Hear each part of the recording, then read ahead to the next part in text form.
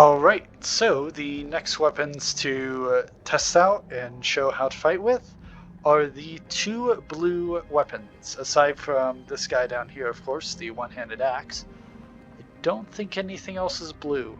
Unless you consider board gun to be blue, but it's more of a brown. So anyway, this blue guy versus this blue guy.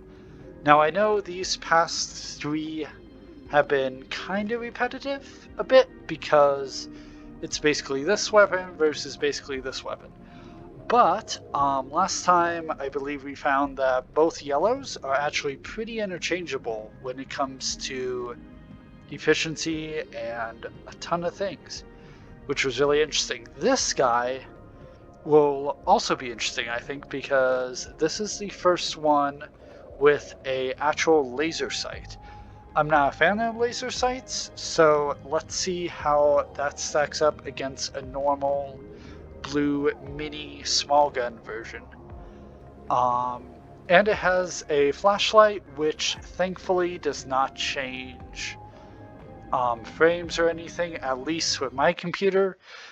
With yours, maybe the extra lighting updates would be an issue, and then that would obviously be a concern for both of these because the laser sweep definitely causes frame drop, and then flashlight also I would assume would cause frame drops on some computers, but assuming that that isn't the case, this one versus this one, blue I always remember in tower because it's kind of in its own fancy place.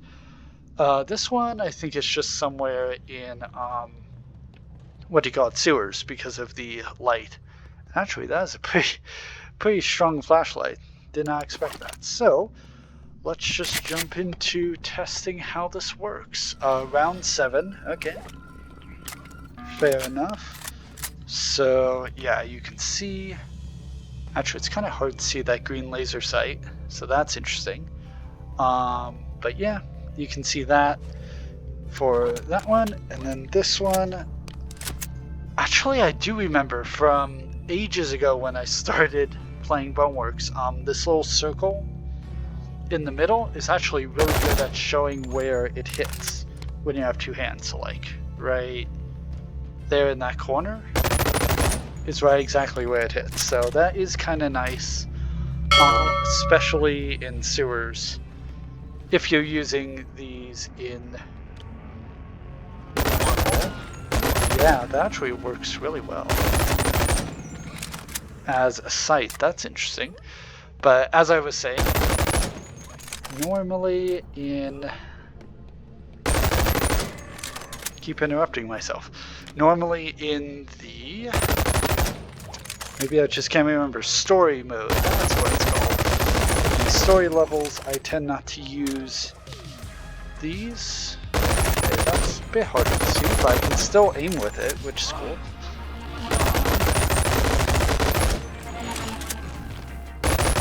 Story levels. I tend not to use guns because they use ammo, and ammo is currency in the game. That's all I was trying to say over those belabored,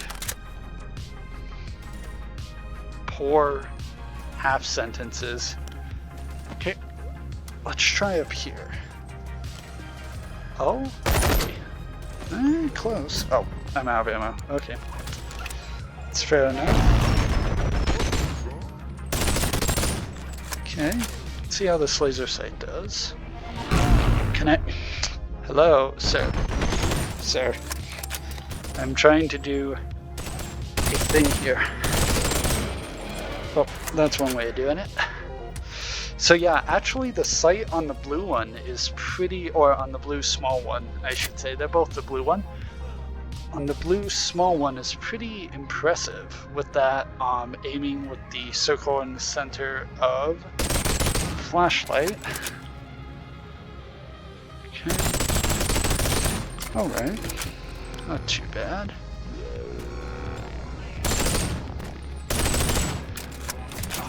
Okay.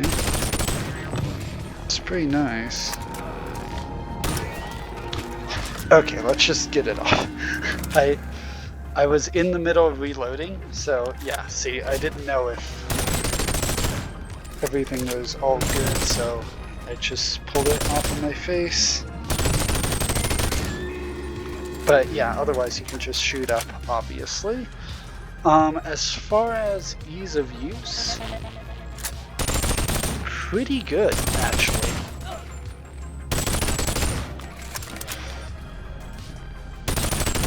Okay, that is one issue. As you can clearly see, the green light stops, or the laser point stops at the barrier, at the like respawn barrier that they have. So that is an advantage. Might be the same for both of them though. I don't know. But if it isn't, that is an advantage for the smaller gun on its little flashlight sight. So that's interesting.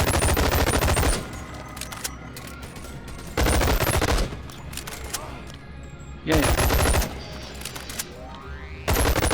Right? I rarely need to do any testing shots with this flashlight one. So that's interesting. Did I get any ammo? Yep. Alright, let's go back to this one then. Because I was curious about... See, you kind of have to extrapolate. Because it stops here, and there is no more laser, so... kind of have to just guess. Actually, that's not true. That's not true. It does have an iron sights. Right on the top here. Right there, so like... should probably get to a good sniping location. This is not a great place for me to be on like... Wave 3, round 7, apparently. But yeah, out here it's fine. And obviously in most normal combat, that green laser sight ending thing won't be, well, wouldn't be much of a problem, but...